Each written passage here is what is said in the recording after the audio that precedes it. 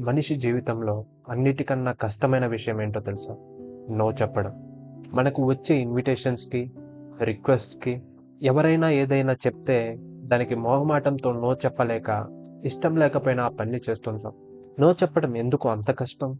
ఎందుకంటే ఎదుటివారిని మనం డిసప్పాయింట్ చేయడం ఇష్టం లేక. ఎవ్వరూ బాధపడకూడదనుకుంటాం.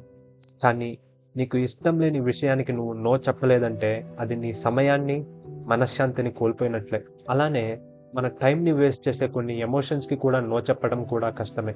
కోపం, అసహనం, ఆతృత, డిస్ట్రాక్షన్, అబ్సెషన్, లస్ట్ ఇవన్నీ పెద్ద విషయాలుగా మనకు అనిపించకపోవచ్చు. కోపం మనకు పెద్ద విషయంగా అనిపించకపోవచ్చు. డిస్ట్రాక్షన్ మనకు పెద్ద విషయంగా అనిపించకపోవచ్చు. కానీ ఈ చిన్న విషయాలే పెద్దవయ్యి మన అదుపులో లేకపోతే నీ టైంని, ఫోకస్‌ని ఇవే తీసుకుంటాయి. ఈ చిన్న విషయాలే రేపు నీ జీవితాన్ని నాశనం చేయగలవు. ఎప్పుడైనా ఆలోచించావా? గడిచిపోయిన సమయాన్ని ఎలా వెనక్కి తిరిగి తీసుకురావాలో? నో చెప్పడం నేర్చుకో.